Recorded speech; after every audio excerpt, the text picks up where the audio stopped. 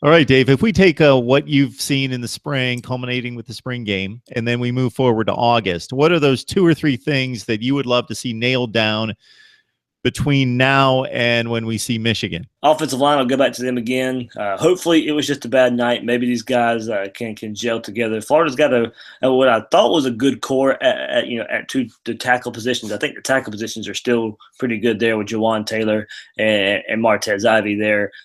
TJ McCoy, the center, I was going to throw in that mix as well. Maybe it was just a bad night, but maybe he is not as bad as he showed Friday night. We'll see if he can go from that. And then the guard position, Brett Hagy's a name to watch out for. He kind of turned some head this spring there, so he'd probably crack his way into the starting rotation. And Fred Johnson, Tyler Jordan fighting for that other right guard spot. So or Tyler Jordan maybe at center as well if McCoy can't come around to show better than what he did Friday night. So that's what I'm ready to see, how that starting those starters at the offensive line work out. And defensive tackle, you were going to have Joey Ivy there and Kerry Clark at defensive tackle, but not much proven behind them. Kyrie Campbell had a really good spring game Friday night, so maybe he's a third guy they can throw into the mix. But Florida's going to have to probably throw some true freshmen into the mix on that defensive tackle rotation to get some depth there.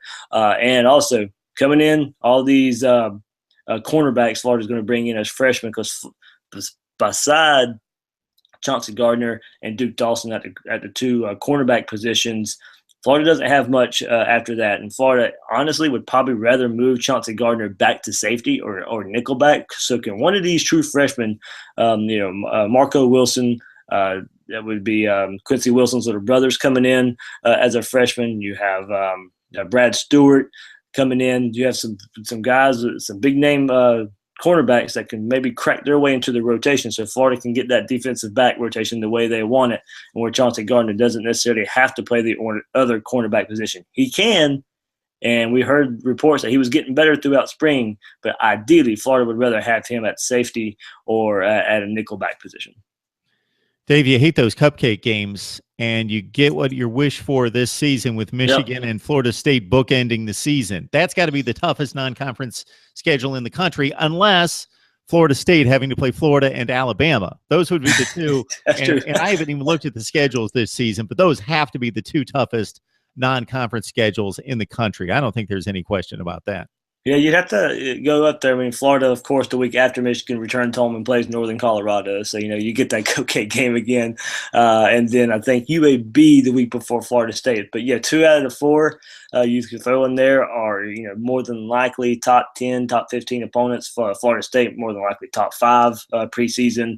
Michigan, maybe top 10, top 15 area, somewhere around there. So, yeah, neutral site game. It's been a while since Florida's opened up the season with this type of game that you could point to, or it's not a cupcake style game. So, we'll see how they roll into Dallas. We'll see who's starting quarterback. But either way, Michigan's returning or not returning a ton of starters. They had to replace a lot of those stars that were on that team last year. So it'd be interesting to see how that turns out with Florida, playing, get that quarterback position settled out, and maybe get a big win early in the season.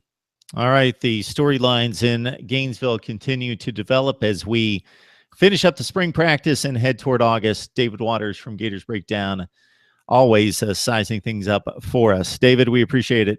Thanks, Mark.